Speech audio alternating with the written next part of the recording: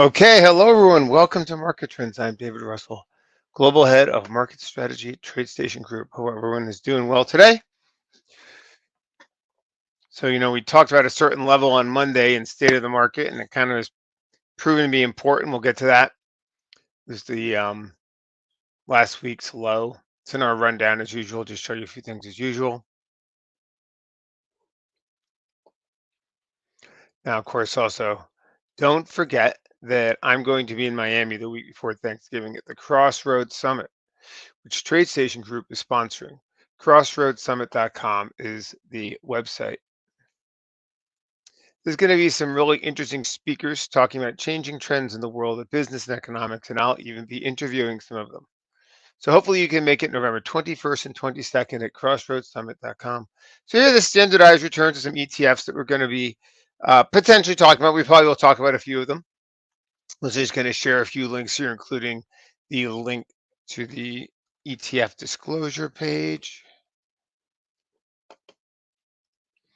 We have a page on Market Insights that goes to all the prospectuses of these different ETFs. All right, so just kind of looking around here, and as I was starting the webinar, I got an alert that said we went under 5804 on the S&P cash. And I think it's kind of interesting here. So if you go to tradestation.com and you go up here and you click on Insights, and then you click on this case to our blog and this article right here, fear makes a comeback after 6 positive weeks. We have all of our information here that we're going to be covering. And also, if you, if you're interested, we also have a link to the Crossroads Summit right here. We have a link to the zip file that includes a lot of the indicators that we use. And then if you want to see our trading view ideas are here. In fact, today we did an idea on the S&P, similar to some of the points we're making, basically talking about, potential kind of, maybe some signs of a top in the S&P 500. I'm going to get to that. But I think the things that kind of stand out to me, first of all, is I'm going to go to our MTES workspace. This is one that we include in that zip file.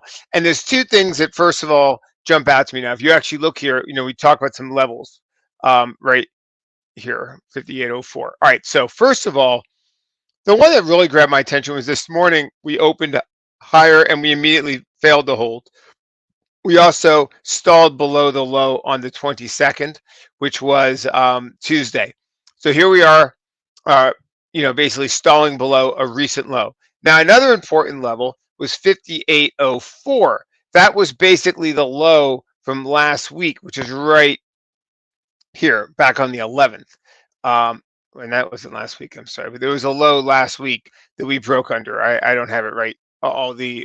This one, I think. Anyway, the key thing is we violate the weekly low, and if we stay under it, if you look at now over at the main S&P, I do so many like levels and stuff, and I'm trying to kind of get them all here. But if you look at the S&P on this weekly chart, closing under last week's low would not be a terrific sign. There are other times that happened, like right here and right here, and it was followed with downside. Now, it's not always necessarily all that meaningful. I mean, here it was. Also, this was though a period when it was, kind of chopping in a range and ripping back off the lows. But this was here a period, if you look back in like March, where it had been running a decent time. Now, it didn't give any signal here, but that was kind of Christmas. So this is kind of like less meaningful price action. But what's interesting here is look at a week like this back here in February. It basically went under the low, but then it didn't stay there. This one also went under the low, didn't stay there. Went under the low and stayed there, and then follow through. Same thing here. Went under, well, this one did not go under the low, but it went under the low, stayed there, and then follow through. So I think this is just something we have to kind of be aware of. And so I wanted to kind of mention that. We had actually mentioned the level we mentioned on Monday was the weekly close from October 11th of basically this high or this close at 58.15. And what's interesting here is if we look over here on the MTES 58.15, you can see when we got below that right there, we kind of accelerated downward yesterday. 58.15 right here is also pretty much close to our high on the day. So we're stuck below the low. We're stuck below this close from the weekend at October 11th. We're stuck below. We were stuck below our low on Tuesday before we broke down on Wednesday, and we're trying to hold the low from last week. Where if we close below it, it could trigger things like this sort of thing. So those are just some quick things that kind of jumped out at me that I wanted to mention. Now another thing that I think is important that we've all been watching and that kind of has surprised me with this move has been the move in the 10-year Treasury yield. So now we have the 10-year Treasury yield with this line, and the question is, does this turn into? This is kind of like one of the last points where it could be kind of considered to be still in a downtrend.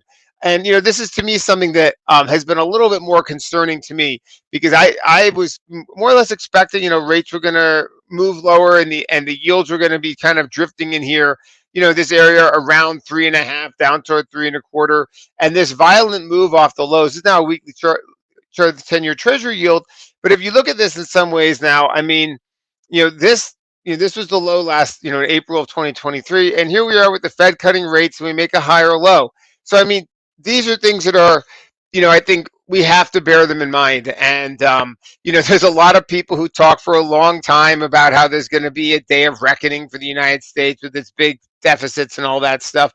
And again, that's not our place to judge or anything, but the fact is that markets act on certain beliefs for a certain time, and the fact is that back here we started acting on the belief that rates were moving higher. This was last summer of 2023, and more or less as we pushed above those recent kind of 3 to 5 month highs, basically that's when the S&P started breaking lower. So the question now is, does something like that happen again, or does this trend line hold? You also have this level here from like June, kind of mid-June, kind of mid-June through mid-July. This level around, I guess, 420 is kind of important. So the question here is, does this turn into a high? Does all the worries about, Trump winning and having deficits or whatever people are worried about, does that kind of just fade now? Has that been expressed? Has that been absorbed? That's, I think, really the key question here. And we won't really know, but I do think it's important to realize that this is kind of the big thing, I think, that people are watching here. And in some ways, it could, I hate to say it, could trump earnings, right? Because the thing is that, ultimately here, there was an interesting note I saw from Bespoke today, and they basically said that the trailing PE ratio in the S&P 500 is above 26 times versus 17 times back in 2022, and it's basically the top 10, the top 90th percentile going back, in the last decade. So we're in a spot here where valuations are high, people are seeing potentially good things, but the thing is that when you've run a lot, I think we're up in something like 10 of the last 11 months. In fact, remember here, let's look at the S&P 500 because, on this weekly chart of the S&P 500, we were talking we were on this webinar and we talked about some very interesting numbers that came out back here as the market started to rally. This period through here, we said conditions are very positive and, sentiment is too negative. And then we got this labor productivity report. I'll never remember. And it was just really positive. And then the whole sort of inflationary thing kind of faded away. Now, a lot of that move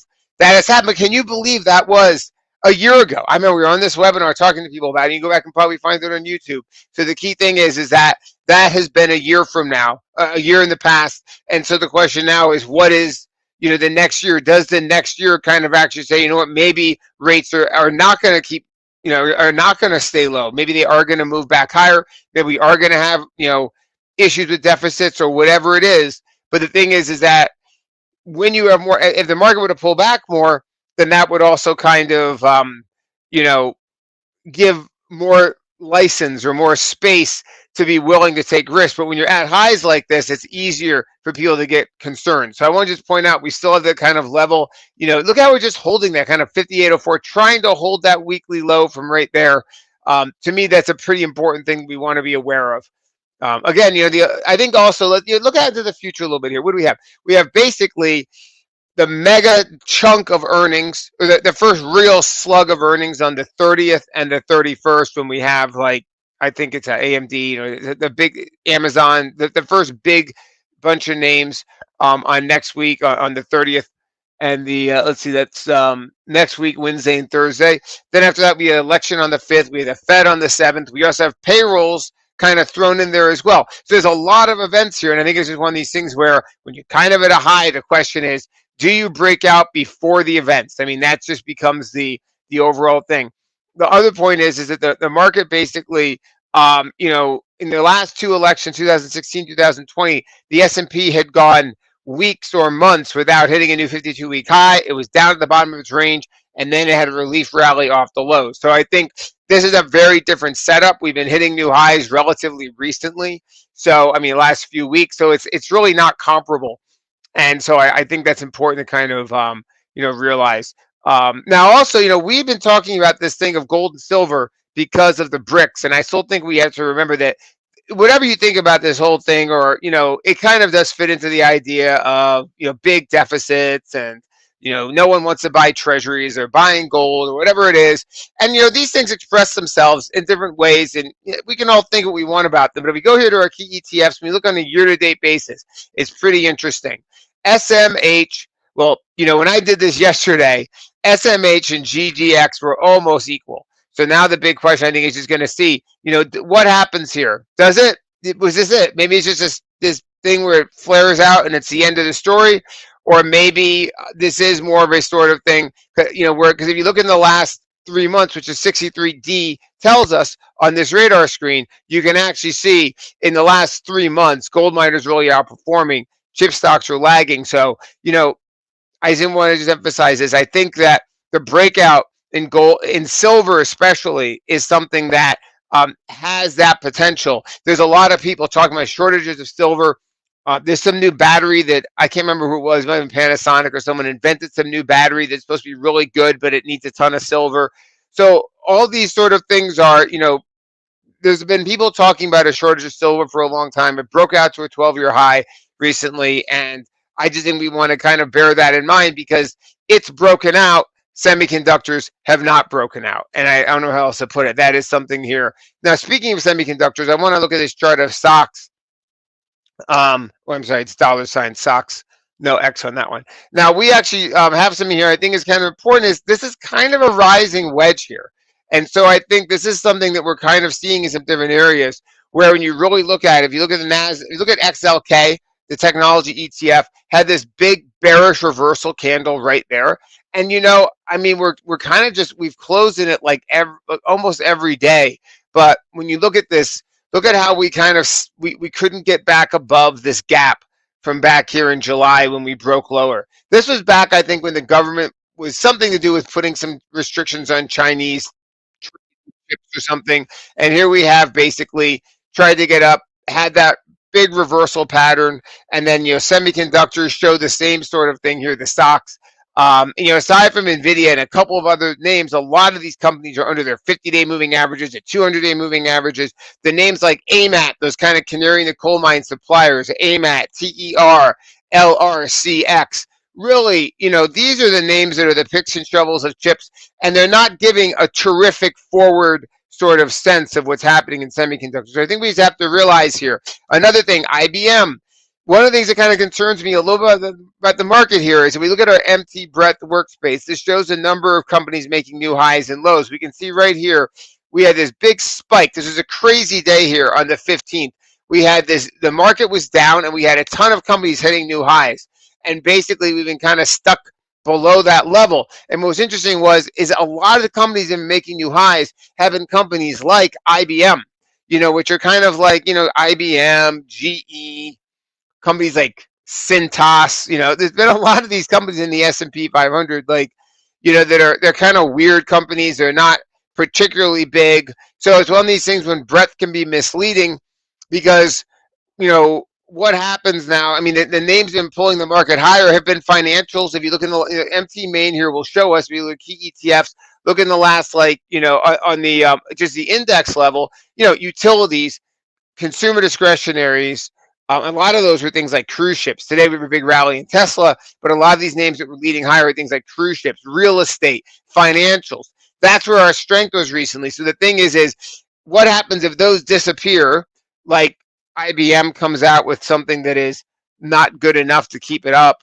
a lot of these names recently that had been doing well are dropping today on earnings when people say it's not that great. For example, CARR, HVAC sort of name, a name like Textron, TXT, industrial name.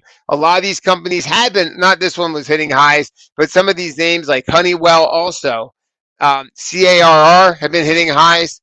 A name like Dover. I mean, these are just crazy names where they're in the S&P 500, have been hitting highs, and it just gets guidance weak. So the thing is, a lot of these guys is that they had been running a lot, and the thing is that if they now don't basically continue to pull the market, or all these kind of second tier stocks, and then you see this potential weakness in things like chips and the big tech names. The question is, do we kind of run out of things that can bring the market higher up, for like 10 or 11 months of the last, year, just all these positive months, up 6 straight weeks, things like the election, the Fed, rates moving higher, all those things. It's not to be like overly bearish. I think it's important to realize now we're at a spot where a lot of good news is priced in. We have these kind of events coming, and it's just kind of something where, there is a spot where people might say maybe this isn't the greatest time to be kind of just totally being, you know, ready to take a ton of risks. At the same time, we do see that there is not an overly enthusiastic kind of sentiment. Today the AAII sentiment dropped to its lowest level since I think April. There's still a lot of cash on the sidelines here. So when you really look at it, it's not in any way a decisively bearish market. It's just a question that we've been up for 6 straight weeks, and now we have some potential signals that maybe things are kind of not perfect. Going back to MTES, I want to just point out another way that this is meant to be used with futures is this was a signal this morning right before the open. What was the signal? Well, the signal was the 50-hour moving average was falling and stochastics were dropping from an overbought or it hit an overbought condition. So this is a signal that this is kind of designed to pick up. You want to look for 2 of the 3. Potentially, think about for S&P futures on the hourly chart, 2 of the 3 giving a signal. In this case, stochastics overbought was bearish. 50-hour falling was bearish, and MACD was rising. That was bullish, but 2 of the 3 gave a signal. So I want to just kind of point out this remains kind of a useful sort of tactical thing for people looking for some things with S&P futures. All right, now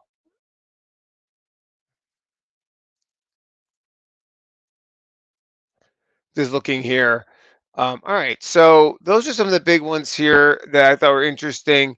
There was also a report yesterday that Apple, there's this gentleman, I can't remember his name, it's Ming-Chi Kuo, who apparently is famed for being some kind of big Apple watcher, but he came out and basically trimmed his outlook for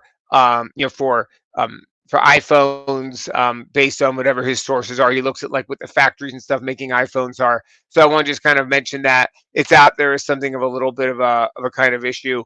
I think we can realize Apple reports here on the 31st. Now I also want to show you guys, go to earnings dates. I loaded this just to kind of show you how to use it.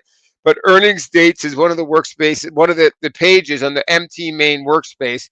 And this one is interesting because it allows us to kind of sort. If we look, we can basically say, all right, I want to see all the big names that are going to be reporting soon. So a way something like this can be used is to, I use average option volume. Let's say I only want to see companies that trade, 20,000 a day or something. I go here and I throw in a label row. I right click. I go to data, add label row, and that's going to break them off. So now I go back up to the top and I click on days in the next earnings date, and I can then see, all right, here's the upcoming names as they come out. Things like CMG, which by the way, I think is a name that now when you look at it, this thing is the valuation on this has been pretty high. I've been wondering if this is something that kind of goes into a longer term distribution. If it fails here, you could see the beginning of potentially a downward channel in a stock that, is maybe a kind of, the multiple is pretty high for, a burrito chain. The other thing is that, this might be one to think about into next year. Very often you see companies kind of when the year starts, they go into downtrends, they go into distribution. There was a famous example of that in GE like 6 years ago when like literally as soon as the year started, people just hit the sell button on it back here in 2009. Yeah, this one back here in like 2017. If you look at it, it was just kind of it was just like this kind of wandering, meandering nothing. And then basically the year started, it started breaking, and then you get to like April of 20, and then it just had this massive downtrend. That's not to say CMG will do something like that, but when a company has been in this long-term trend and then it ends a year and it kind of just staggers into the next year, which CMG seems to be doing. They've done a lot of their splits and all that stuff. So I want to just kind of mention that was one. Anyway, this is the way you can use the workspace here and see the upcoming earnings and things like that. Trouble with sound. Someone said trouble with sound. I hope you other guys can hear me. I did check my sound and I was good before. Can someone confirm that? I'm actually checking my audio and I seem to be okay. I have another computer running and I don't want to get an echo, but I'm going to very quickly actually check to make sure if I can hear myself. We'll see. Yep, it's good. All right, so it was just a quick thing. I apologize. I always have that running on my other computer. Anyway, I will now continue for some other things we'll talk about because, people looking for options. Actually, I did want to mention it. I mean, to me, I just got to mention Nike. I did an idea trading view on that. And, it is struggling here, potential bear flag breakdown. And so for this, here's our Option Station Pro. Now, say a person thinks, Nike does kind of have some trouble here. The options to the downside are relatively expensive, but I mean, you look at something like this. There's not a lot of any kind of clear sort of,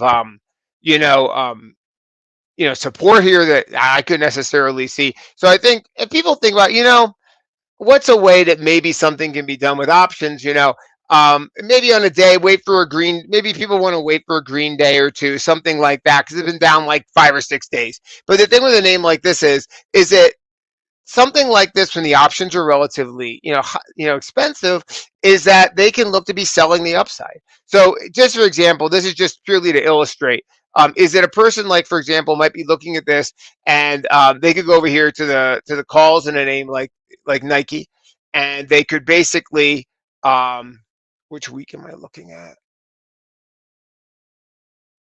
The prices have moved. So it's at 79. This is roughly something to think, as an illustration. But for example, a person could, if you click on, like, for example, the bid here, and then you hold down control and click on the ask, what this could potentially do is be a call credit spread. So a person would sell the 80 calls and buy the 82s. So if it goes over 80, then those calls are going to start like having trouble for you. That's why you buy the upside as a hedge. This is just purely for educational purposes. Wait, I got to clear these out. Let me just start over here. All right, so a person here would go and they would click on the bid, which is what you'd get, and then you click on the ask, and this would now be something that goes for about 57 cents. When I looked at this before, it was a little bit closer to a little bit higher, but something like this on a move to kind of to the upside and get maybe a little bit of a bounce in something like this, people might be looking to sell the upside instead of looking to buy the downside with put spreads, because the put spreads are actually relatively expensive. But I think this is an interesting one because, there's a lot of issues with Nike. I mean, first of all, you have all the China risk now where who knows what exactly can happen politically. But the real issue is these guys just don't have the moat they used to have. There's something called ON or On Holding that's been doing really well. I think right now, one of the interesting things about the American economy or business in general for the last 5 to 6 years has been that these legacy brands that we've known for decades and decades have lost some of their market share in certain cases. And I think that Nike is potentially in that situation. They leaned heavily into China and all these things. I've only just kind of mentioned that. Nike here is one where you get this potential kind of continuation to downside. Now, GDX. Now, this is a gold miner ETF, and I think it's important here to just kind of look at. I got to also just really quickly show. Look at silver. I mean, this is silver futures here. This kind of breakout. Does it hold? I think we got to just kind of bear this one in mind. There's some different names in here. These are kind of smaller, more volatile names, but silver is something that I think we just have to. I mean, if you go and look, there's these religious zealots about silver, but nonetheless, there is maybe a certain argument, because the thing is, when you look at when silver does move, it can be very volatile and really move a lot, like it did back here in 2011 and 12. So the thing is here I don't have time to really pull up all the data, but you can see there it basically closed at a weekly high, and then it accelerated. Well, look here, what did it do? It closed above that weekly. It's a new uncharted territory, basically, on the weekly chart. So I think we just have to kind of bear this one in mind. This might, everyone talks about AI, but what would happen if just out of the woodwork, silver turned into like the big trade into year end? I mean, no one, a lot of people don't kind of talk about it, but the thing is that we've been seeing the options activity increasing in some of these names as well.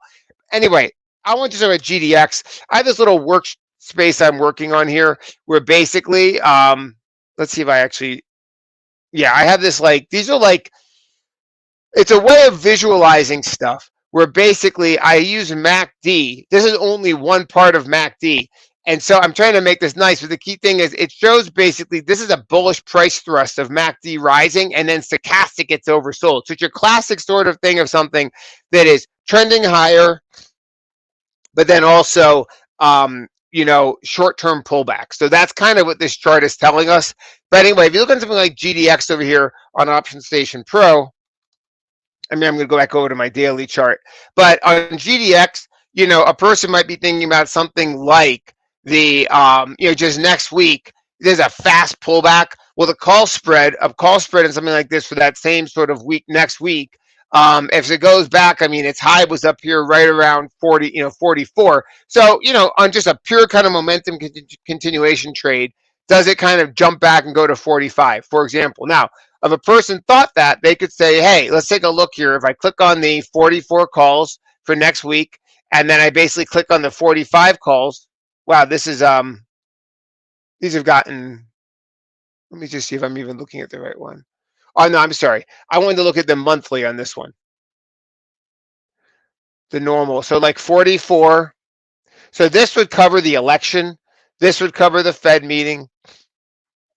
This would give basically the 40-44 right here is basically a $1 widespread for 25 cents. So basically, if GDX goes up from 42 to 45, this spread would make 300%. So it's a kind of, just sort of thing where, if you have any sort of sense that maybe this breakout in precious metals is real, this is maybe something people would look to. I would mention that GDX is down a lot today because NEM, which is one or two biggest members in it, had a bad earnings report, and it was all about costs and stuff.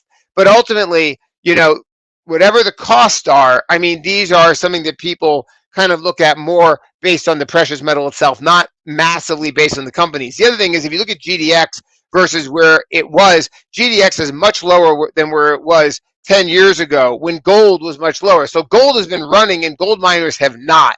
And there might be a certain sort of valuation play there in that. I wanted to just kind of mention that.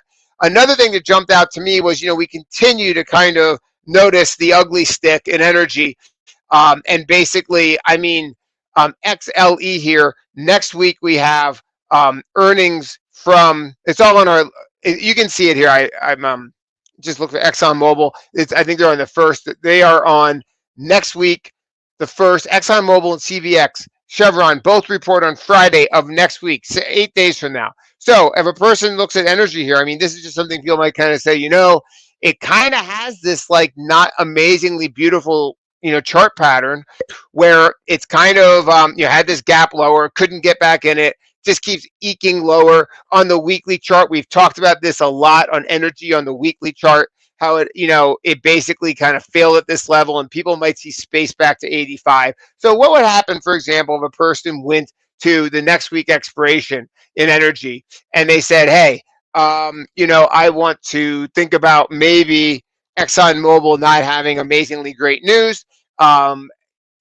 This week, the inventories continue to build, and things like that. So it was a big inventory build. So if you look at XLE, basically, maybe someone could say, something like these, the 88 puts, and then something like the 88 to 86. I'm sorry, this is the wrong week. for next week. That's the one, the 88, like this. That put spread is 34 cents for a $2 wide put spread, which is potentially, a person could spend 35 cents. And if XLE goes down to 86 from 89 and a half, that would basically, I can't even do the math in my head right now, but it would be worth $2 versus a 34-cent debit to enter. So these are some of the things kind of popping out to me. I want to just kind of mention. I'm going to also just very quickly now take a look at, let's just take one last look at the S&P 500 as we wrap this up. Remember over here, there are just some interesting things you might want to look at. I did think there were a lot of interesting notes. You might want to Google this thing from Mohamed El-Erian about gold and all that stuff. Is a pretty, he did a column in the FT. These other kind of guys just talking about different things with the treasury yield and everything. And also, I think we've talked about this, but I continue to feel that there's some real similarities between the home builders now and automakers like 15 years ago. They are giving a lot of incentives to move houses. Interest rates, these mortgage rates are coming up a lot. And, the home builders here and things like Home Depot and everything else might be in a spot where they, where they might have trouble. So, I mean, the mortgage rates continue to move higher. So I want to just kind of point that out, just to kind of, at this point, it's pulled back, it's holding the bottom of the Keltner channel. But Pulte Home had a difficult report, and we are seeing this issue with the incentives passing through and hurting the margin. So wanted to cover those things for people and kind of show everyone. So hope everyone has a great day. We'll see you on Monday. Market trends, state of the market on Monday. You can get the link to it right here at the top of our rundown. And I'll see you guys next week. Have a great weekend.